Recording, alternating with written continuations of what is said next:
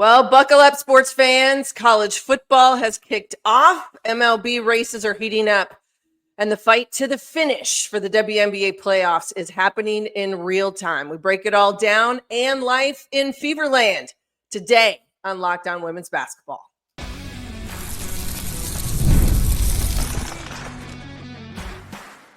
You are Locked On Women's Basketball, your daily podcast on women's basketball. Part of the Locked On Podcast Network, your team every day.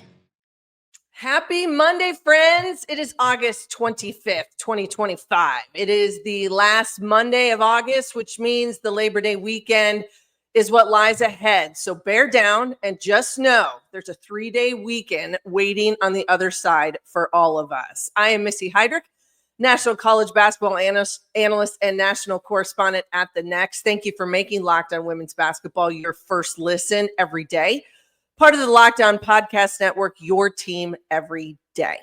Today's episode is brought to you by FanDuel. Football season is around the corner. Visit the FanDuel app today and start planning your future bets now.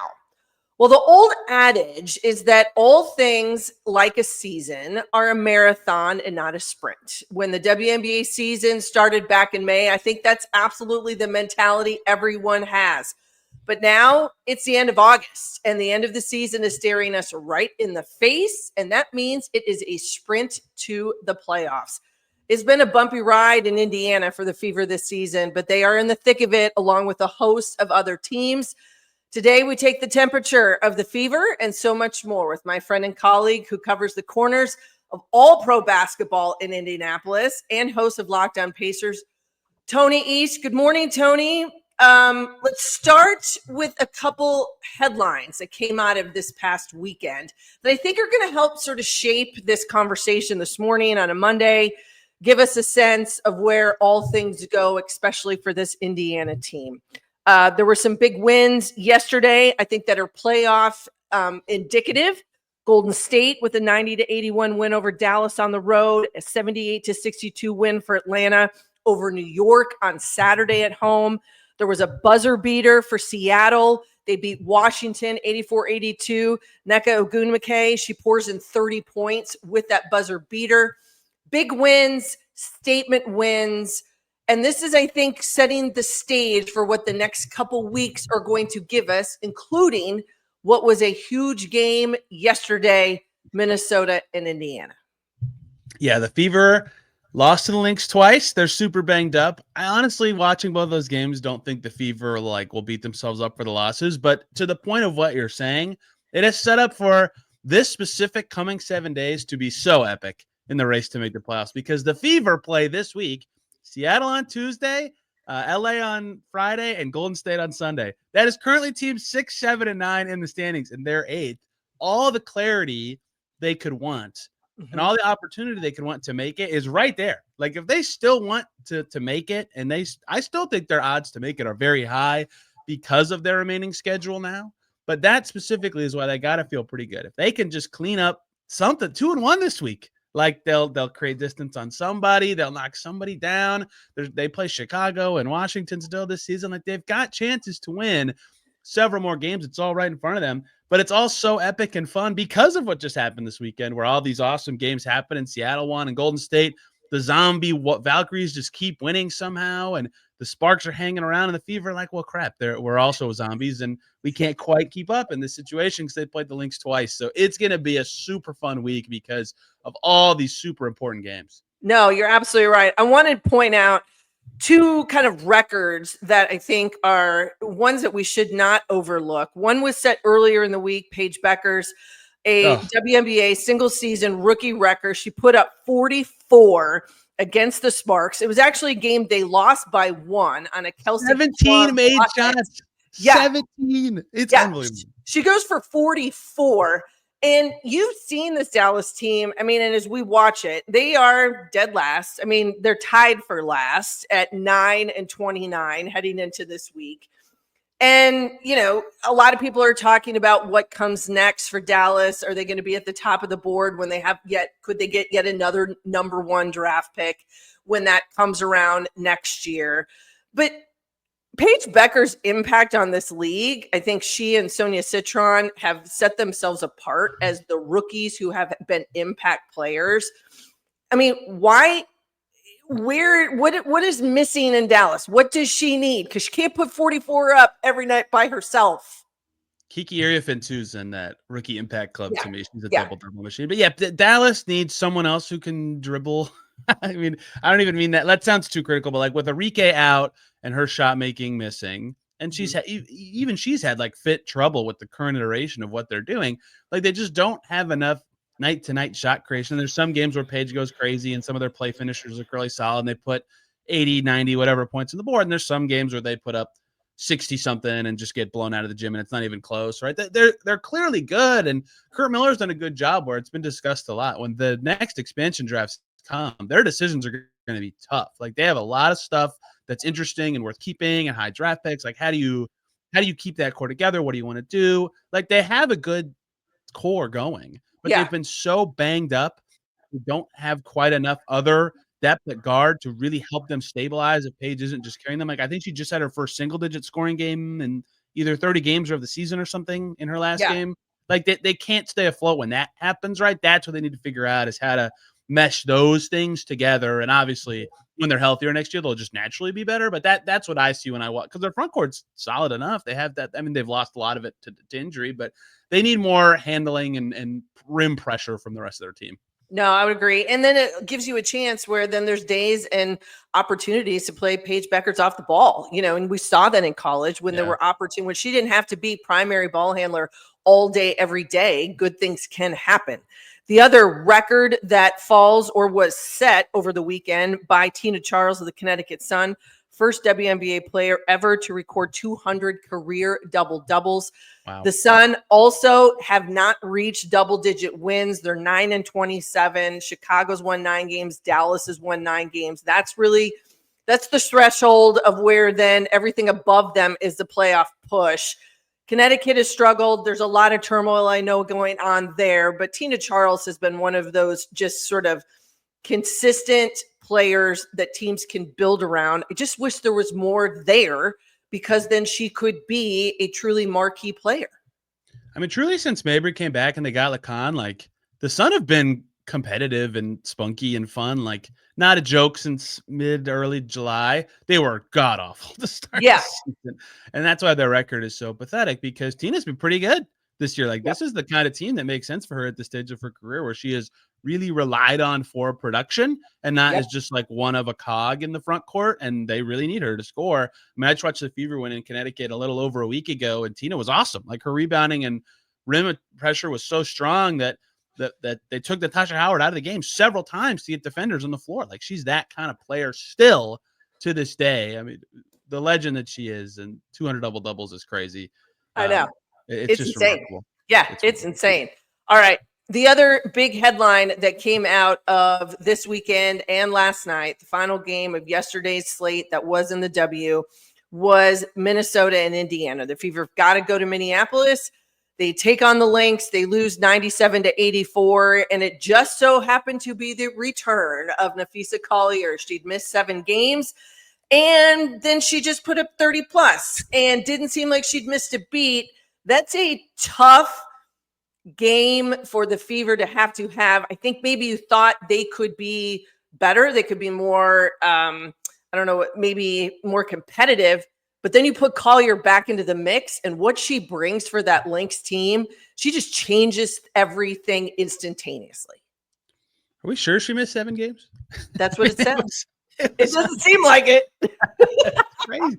Her first shot, corner 3 in rhythm, net, perfect. Like, it's crazy, man. That out of halftime here, they come, Collier at the elbow, turn around, easy butter. I'm like, oh my gosh, like what are you supposed to do? And their offense is so good, and they just read off of each other so well that they get an open shot at the rim like every other play. It's unbelievable. Yeah, and Collier's presence is a big part of that. 7 games is going to make the MVP race at least interesting if Asia plays 41, 2, 3, 4, whatever. But I have trouble thinking that like per minute played, anyone's had a stronger impact than Napheesa Collier this season. She's just been ridiculous. Yeah, I would say the same thing. She is 32. She was 11 of 16 from the floor last night. Courtney Williams, I think, very happy to have her back in the lineup, not having to carry as much of the load for the Lynx. And she said afterwards, quote, "Now with Collier back, we are a real problem," end quote. And I think the Fever saw that up close and personal with that game yesterday. I think it's good news for them too that they're super close after that to securing the 1 seed, like already. I think their magic number is only 1 or 2.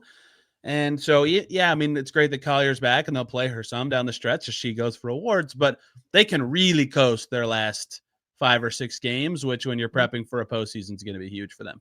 Yeah, no doubt about it. All right. Shameless plugs all around today in this episode as well. All the latest news in women's basketball in our newsroom at thenexthoops.com. That's where you're going to find Tony's coverage and Locked On Fever as well. That's where you'll get everything up to date from him and all of our other colleagues at The Nine, powered by The Next. All right, everybody. When we come back, we've got to talk about this Fever team. What's the current state? Who's in, who's out, and who's picked up some of the slack?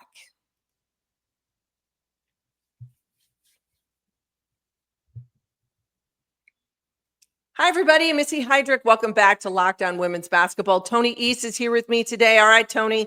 They took it on the nose, 97-84. This Fever team did yesterday. They're sitting in the standings, and we are in this time frame now where it's playoff push. And as you said it, there's X amount of days left in the season, not many whatsoever. And it has been a roller coaster. It has been, some have come up, and then we've had new faces for this Fever team. Then it's been injuries. It is, if you don't ride the wave, I mean, holy smokes, you're going to give yourself, you become car sick just watching it go back and forth. Your take right now of where this team sits, kind of knowing where they are in the standings. They're currently 6th, 10 games behind the Lynx, who sit at number 1. But there's a lot of other things in this current trying to figure out, is there enough left in the tank for this team to make that push? They're playing okay. They need to be playing better than okay, given how much time is left in the season. And it's kind of weird because everybody knows why they're not playing great, but it's still weird when it's this time of the season and the pressure's high and every game and every standings update is so magnified that, you know, you lose a tight game at home to Dallas and Washington, and like Dallas played well that night, and Washington's not bad. Like, they're in the hunt still, but those, you have to get those games, and they didn't. And so now everything is so important. And the reason they're not playing great, or even like they've beaten everybody this year. They've beaten New York, they beat Minnesota, they beat Phoenix, they beat Atlanta, they beat everybody. They can do it, but it's not all the time. One, because consistency is hard to find for younger teams, but two, they've been so hurt. It's crazy. Yeah. And they're not the top injured team this year. That's Golden State, Dallas right behind them. But right now they are equal in volume of those teams. They've now had 17 players suit up after Aerial Powers played last night in Minnesota this season. Like, that's a ton for a W team to have. Half the rotation is players who weren't on the team a month ago, right? Right. Chloe Bibby currently hurt, but like Chloe Bibby, Aerial Powers, Odyssey Sims, Shea Petty, like these are all new players. They've been on the team for, you'd count their time on the team in days, not months or seasons or whatever. So on one hand, their best players are playing very well. Kelsey Mitchell's just been ridiculous recently. They're figuring out the right role for Aaliyah Boston. I talked about that on the Fever version of this feed last Friday. That's all great, but when the rest of it is all in and out or new, or your playbook's limited because of who's on the floor, it's just really hard to find those same peaks. So you see it in there, like every once in a while, like, oh, okay, maybe this is a thing, but they're just too hurt to like really get it going. So they I mean, it's so easy to say this, but like they just need their hardship players to be solid, and they need their vets to be awesome. And that hasn't quite happened, but their schedule is their friend the next 6 games, and they really need to take advantage of that. Yeah, I would say I want to come back to the schedule, but I also want to talk a little bit. I mean, it felt like you're sort of creeping up the mountain. You're starting to get into the peak, and then boom, injury. And that's key person. And now all of a sudden, now I got to add somebody new into the mix. So that consistency factor is one of the things that I think early in the season, preseason, early in the year, that was the message, is that now all of a sudden that this Indiana team could be more consistent with the players that were on the floor within the rotations, who was going to be there. That hasn't happened. The other part of this now is that you've got some players on this roster. I mean, we're talking Iron Woman minutes and time. Yes. I mean, Kelsey Mitchell hasn't missed a game. So we had Cunningham. She had played 30 games. She had started 13 before she goes down. Lexi Hall, 36 games. She started 22. You've got Aaliyah Boston has started every game. Natasha Howard has started every game. And the minutes are for Mitchell and Aaliyah Boston and Howard, 24 plus. I mean, and for Boston and for Kelsey Mitchell, you're north of 30 a game. I mean, that's tough. And that's a wear and tear. So when you don't have the consistency in practice and if you got different players, I feel like sometimes the struggle has been on the floor from the execution because they haven't had the time together. Mitchell's taking the hits too. Like every game, I'm like, how is she still standing? It's like the ninth round of a fight and it's crazy, but she's playing really well for them too. Yeah, they've been blessed that those four have been healthy and able to play big minutes every night because you need especially the thing that's made it hard for them. Like I asked Stephanie White this straight up, is there a harder position to lose than point guard if you're going to lose everybody to spot? And she's like, no, it's obviously, she didn't say this part. She said it's the hardest one. Like, obviously it's the hardest one, right? Because that's the organizers getting everybody together. And so it's currently Odyssey Simpson and Shea Petty. Neither of them were on the Fever 2 weeks ago or 3 weeks ago, right? Like, even if you have those other four filling in as your starters, like you're not as organized. Every time you make a sub, things are challenging. And that's been their whole season. Like, I know you know this, but because we've talked about it on this feed, but like, Sophie Cunningham's hurt to start the year, and then here comes Erin McDonald. There goes Erin McDonald. DeWanna Bonner in out. Erin McDonald's back. She's hurt. Sydney Colson's in. She's hurt. Caitlin Clark's obviously injured 3 times in that stretch, and now since then it's even more. Cunningham gone, Colson gone, McDonald gone. Chloe Bibby's currently hurt. Like it's always some that I don't know how many times they even had their top 10 or 11 that they thought before the season. So yes, right now, of course, that consistency is hard to find for all the practice reasons, and teams practice less later in the season. But even the whole year, they've really never had like 10 straight days of like, let's work with these players on these things. And so they're just playing catch up a lot. Yeah, I think that's the other piece is you are never able to get yourself over the hump, that it's consistently thinking, okay, who's going to plug in here? And you make an in-game substitution that all of a sudden they've only seen 4 pages of the playbook. They haven't seen chapter 2, so you are limited sometimes. And that goes to your veterans, and Mitchell and Boston have carried the load. And I understand that. But I just think, give credit for the fact that they are still sitting with an opportunity to be looking at the playoffs. I kind of feel like that's pretty damn good simply because of what they have dealt with. And always the question mark lingering out there, is Caitlin Clark going to be back? That's the hope. That's what Stephanie White always has said. And in Minnesota yesterday, for the first time, spotted doing some work during their shoot-around session, moving, shooting, having fun, being Caitlin with a basketball, right? And the girl just wants to play, man. I think she wants to come back this year. I don't think she'd be working as hard to not come back this year if she could. And again, that's why I mentioned this earlier. The fact that they've beaten everybody at some point, like I think they feel like they can win a series. Look, they're not going to be the favorites against Minnesota or New York or anything like that. But like, I think they can win. And if they get the right matchup, get through a round, right? And if they have all 3 of their all-stars, like, why would they not be thinking that they built this team this way for a reason? So they have lots of little crumbs suggest that she's trying to come back this year. It's just going to be hard to find like practice time to ramp her up. When is they have a road trip coming up after their game Tuesday? When is the right time to get her back on the floor? So there are still hurdles of that, but like if she plays and they win 3 or 4 more games this season, they're going to make it. And then they just got to feel like, if we play it, like they've played pretty well against Atlanta all year. Like if they get Atlanta, can they win the first round? I wouldn't pick them as the favorites, but they would feel like they have a chance, right? So I would say that they are still hopeful that is the case. And that is the what they're trying to work towards, even though it's not a certainty. Right. My question to you is this. You've looked at this team. You've watched so many different faces come through. If everyone could stay healthy here for the next week and a half to 2 weeks to make this push into the playoffs, minus an Aaliyah Boston or a Kelsey Mitchell or a Caitlin Clark returning, who's your X factor on this Indiana roster? Who has to come to play night in, night out? 2 answers there. Lexi Hall's one. She's been hitting some threes recently. She just had a career high Friday night with 23. One, because of that, like if she finds her shot again, that'd be great. She started the season really warm from deep, and that's kind of cooled off as years gone on. If she can be a nice weapon for them and is just floor spacer offensively, and her cutting this year, as it was at Stanford, as it's been forever, so crisp, right? If she can keep doing that, that would be really huge for them to find just a few other ways to score here and there. Like they know Mitchell and Boston can get them that.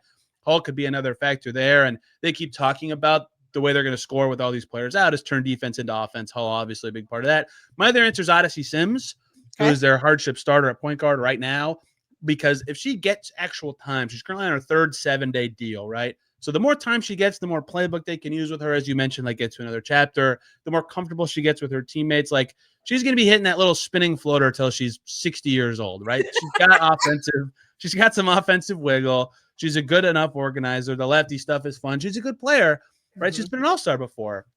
So what kind of level she can hit as an initiator and an organizer? Like if they get another offensive weapon out of her, that doesn't mean their defense has to be quite as good, or they don't need to rely on role players to make all the shots. That would be huge too, just because she's going to have the ball all the time. So those are the two that I think if they can hit at a tiny bit higher of a level could mask some of the struggles they've been having. Well, so if you're a Fever fan out there, knock on wood, knock on your head, find it, because those two need to stay healthy for this rest of this run. See if they can make this push. All right.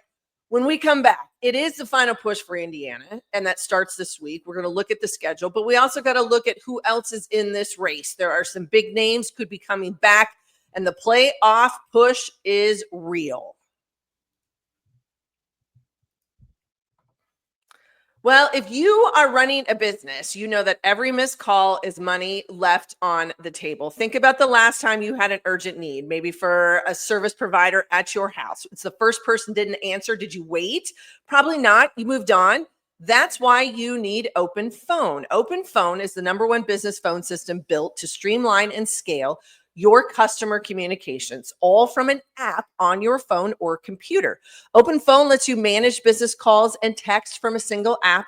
The shared inbox feature is a game changer. Your team can jump in any conversation instantly without missing a beat. So Open Phone is offering listeners 20% off your first 6 months at openphone.com/lockedonnba. That's openphone.com/lockedonnba. And if you have existing numbers with another service, Open Phone will port them over at no extra charge. Open Phone, no missed calls, no missed customers. Hi, everybody. Missy Heidrick. Welcome back to Locked On Women's Basketball. It's Monday, August 25th. We are on the home stretch. We said the season is a marathon, not a sprint, but welcome to the last week and a half to 2 weeks of the WNBA season. And ladies and gentlemen, we are straight up sprinting. Tony East is here. We've been talking about the Fever, where life sits. It's all about who can stay healthy. Can they get people back? We know that. Let's talk about the 7 games that are left. You mentioned a couple of them earlier, and these are also teams that are in the thick of this playoff race as well. Games that are winnable. I feel like really almost any game that's left, these 7, these are winnable games if you are Indiana, if everything can come together, if you can play well. But you've got Tuesday the 26th, they play Seattle. You bump, they've got Phoenix on the 2nd, all teams that are sort of in that bunch in the middle, trying to get themselves into the playoffs. What do you see? You mentioned, can you be 2-1 coming out of the end of next week once we hit Labor Day? What else has to happen with this schedule? What needs to fall in line? Yeah, this is just kind of generically how I've thought about the playoff push. The Fever are currently 8th, right? They're 19-18. The Sparks are 9th. They're 17-18. I think a 500 record's probably going to be enough to make it, but you'd obviously want more cushion. That's 3 wins for the Fever. Where do you find those, right? You play Chicago, you'll feel pretty good about beating Chicago. You play DC, are they still going to be trying to win with their whole chest at that point of the season? They play the Lynx in the last game. The Lynx, as we have already mentioned, certainly will not be trying with their whole chest in that game, right? Like you can talk yourself into 3 wins really easily. The problem is they play a lot of important games that make it so 3 might not be enough, right? This week, like you mentioned, it's Seattle, who's right in front of them on Tuesday. I believe they already have that tiebreaker, but it's very close. Golden State on Sunday. Golden State starting a 5-game homestand, right? They probably feel great about being home for a long time right now. They have a ton of time off. They don't play till Saturday right now. And then the Sparks, they play in between, who the Sparks have just owned the Fever this season for no reason. And the Sparks schedule is really tough to close. They play Seattle, Atlanta twice, Vegas and Phoenix still this year. So if they can beat the Sparks, especially who are behind them, they'll feel really good about that one. So all games that if they win, they'll be like, yes, that's huge for our playoff chances. The Valkyries are super injured. They have a tough schedule to close. The Sparks are the hardest schedule to close. The Storm are right in front of them. That all matters a lot. But I think they just kind of find their way to 3 or 4 wins in this, whatever way they can. And their schedule is deceiving because it looks like the strength of schedule of their opponents is tough because of that Minnesota game that they may or may not be trying. So I think they can get 3 wins in this group, but they got to actually do it. And they keep tripping all over their own feet at a key time. So they just need to put themselves in a position where they don't need help from someone else losing a game that they don't need to lose. And that's so much easier said than done to not. And you know how it is. Like everybody's going to tell us they're not looking at the standings. They're focused on themselves. Like you played in college. Yeah. Everybody's looking at the standings every freaking day. Like they know. So it's just going to be tight and scary the whole time for everybody. No, I think you're absolutely right. And if we think that they are not, trust me, they are. They are talking about it. It's all they talk about right now. Exactly. It is all the conversation. There is no doubt about it. I think what's interesting, I look at those 7 games, 2 teams they don't have to play. They don't have to play Vegas and they don't have to play New York, which is somewhat helpful because you've got the Lynx at 1, Atlanta sitting at 2, Vegas at 3, Phoenix at 4, and then the Liberty at 5. Still no Breanna Stewart, but the target return date supposedly is supposed to be her birthday, which is August 27th. That will continue to give New York a push. Then the Fever don't have to necessarily deal with that. But if you look at this logjam, and you just mentioned it, Fever, Seattle, Golden State, Sparks, maybe Washington. I think they're kind of like that. I don't think that's even feasible. After the trade deadline, I'm just not sure they care if they make it. I think you're right. And so I just kind of think that's not part of it. You wonder what sort of effort you're going to get. You see where you go. The logjam at 6, 7, 8 of Indiana, Seattle, Golden State, LA. Who else do you see can be maybe a spoiler in this? Is there another team that's going to say, you know what, we want in? Is it Golden State? Is it going to be a expansion team that does it in year 1? I mean, look, I kept saying like earlier this month that I thought Golden State would be the odd team out of the playoff race. Because of like their first season, it's great that it's gone so well, but like, do they really want to make it? Like, shouldn't they want a great draft pick for their incentives? And then another player would get hurt, and there goes Thornton. Nope, Tip Hayes is hurt. This and that. I'm like, certainly they stop winning now. Nope, nope. They just keep going, right? It's so impressive what they've been able to do there. And so, yes, they have this homestand coming up. They play the Liberty and the Lynx in it. They have 2 winnable games against Dallas and Washington. Like, they could still make it as much as I keep thinking, no way, right? No way. Yeah, there's a way. So that they, I think, could do it. Their coaching is fantastic. The Storm are they had a horrible stretch. They're too talented to miss it, right?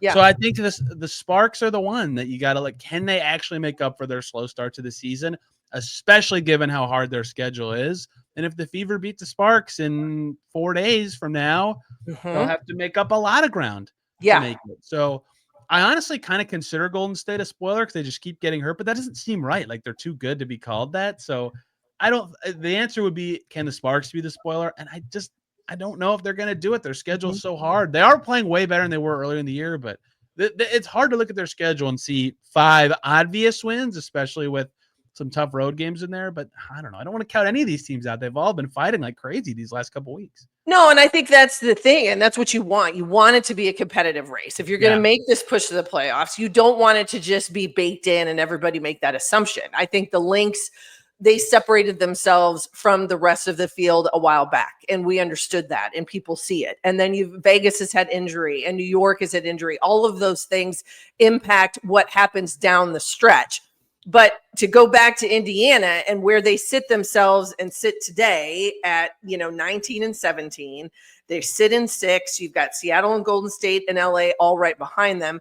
Those are the teams they play in the next week. And that just seems like now all of a sudden, if you weren't ramped up in Indiana and in that Fever and in those offices and in that locker room, I'm thinking this is where you better take it to the next level if you want to try to hang on and put yourself in the playoffs. And they're every win they're going to be pumping their fists and all passionate because that's huge. It's like they're not quite playoff games yet, but they're close. This week really is, right? It's almost a play-in kind of week. So I expect some passionate Steph White, which is always fun, and some juiced up players, and we'll see what we hear about Caitlin. If she comes back, that obviously improves their chances too. Yeah. My last question for you, just as you've watched this team and you've watched the difference, so much happened, so much adversity, injury, new faces, hardships, all of the above. What has that said about Stephanie White and maybe the job that she's done, and sort of that you've had to have some grounding pieces. You've had to have somebody to hold the ship together. Seems as though in this first year at the head coach, back in Indiana again, blah, blah, blah. But it seems like she's been able to hold it together as best she can. Dude, it's so challenging. I get asked, like, what do you think of what she's done this season? I'm like, I don't know. I don't know what she's done this season because it's been so – it's like she's starting not quite from training camp, but like square three every 2 days, you know? Yeah. And I even wrote before this year, right? And to be clear, what they did made a lot of sense. They were ready to pivot to being a winner and not a grower. They got all these vets in the door. But it was very new. Over half their roster was on the team last year. New GM, new president, new coach. Like, I understand in some ways that that's going to come with hurdles already, and that doesn't even account for all they face with players in and out, who's available today. Okay, what part of the playbook can I use today? Okay, you know, and they've had a lot of close losses that make you be like, man, if they were like 1% better, their record would be, you know, just where it needs to be right now. But I have no idea where to point any fingers about any of that stuff because it's just all been so chaotic. And the term I keep using is start stop. Like, okay, new season starts. Oh, it stops. Okay, just kidding. It's this new season now. It starts. Oh, it stops too. So I think she's done well with what she has. Like, it's just like, she's just like not scratching her head, but she's just like, what do I do now? Like, I don't know. I just got this player 2 days ago, right? So you make the most of what you got, I suppose. And the fact that they're over 500 with what they've been dealing with is impressive. But, yeah, they certainly had higher expectations for this year, but everybody knows why they haven't met them, right? No one's like, well, this is someone's fault. Like, it's very obvious. So I just kind of don't know. I need them to be more healthy to know. No, I think you're right. It's not a free pass, but it is also give credit because you have figured out a way to keep it together, to be over 500 and to put yourself in the conversation. You got 7 games over the course of the next X amount of days. What can they do? Can they get themselves into the playoffs?